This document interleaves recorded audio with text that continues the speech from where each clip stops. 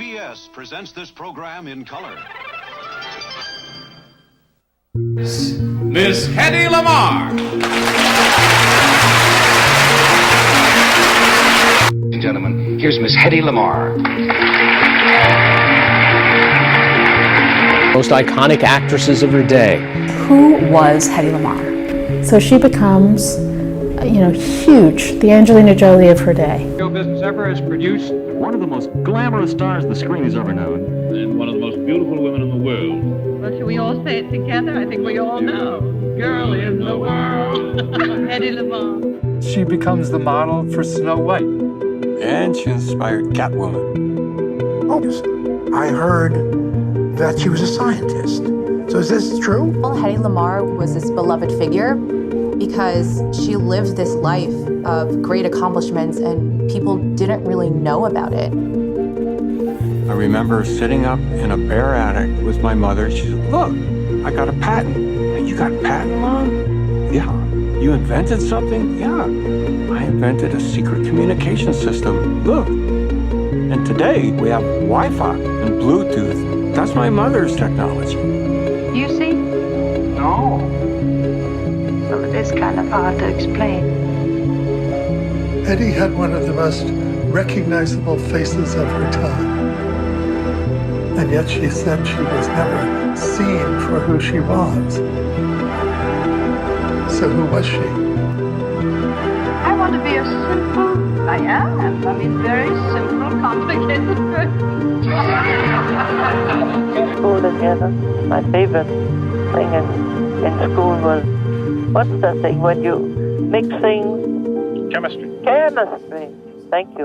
Inventing was her hobby. We don't know everything that Hedy invented, but we know that during the Second World War, she teamed up first with Howard Hughes, trying to create the fastest airplane in the world at that time. I thought the aeroplane was too slow. I decided that's not right. It shouldn't be square, the wing. So I bought a book of fish, and I bought a book of birds, and then used the fastest bird connected it with the fastest fish, and I drew it together and showed it to Howard Hughes, and they said, "You're a genius." And You did? Yeah.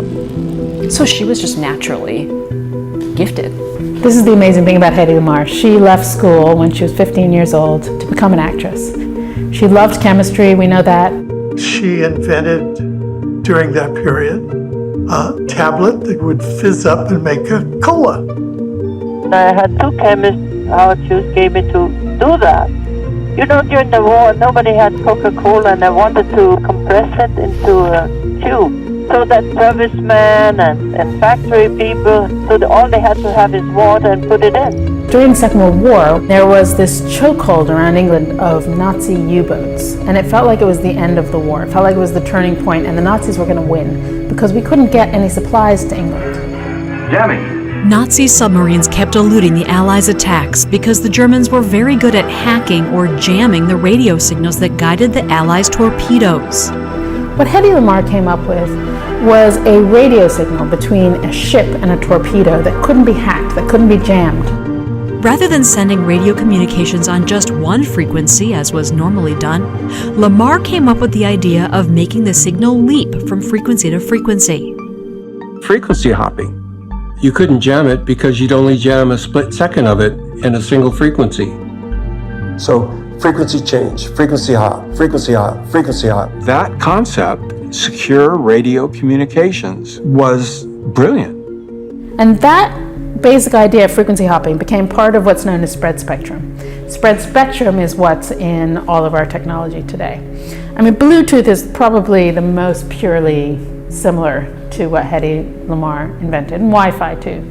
But spread spectrum is in a huge amount of inventions that we use on a daily basis. Lamarr had a patent on the technology, but it was confiscated because she was an Austrian immigrant and considered an enemy alien. She was never compensated for her invention, which the film estimates to be worth around $30 billion today. The opposite of what people think. The brains of the people are more interesting than the looks, I think.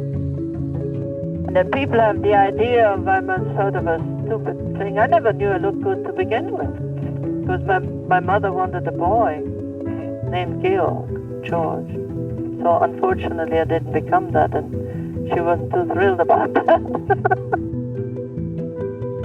I was different, I guess.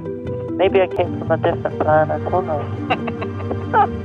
But whatever it is, inventions are easy for me to do.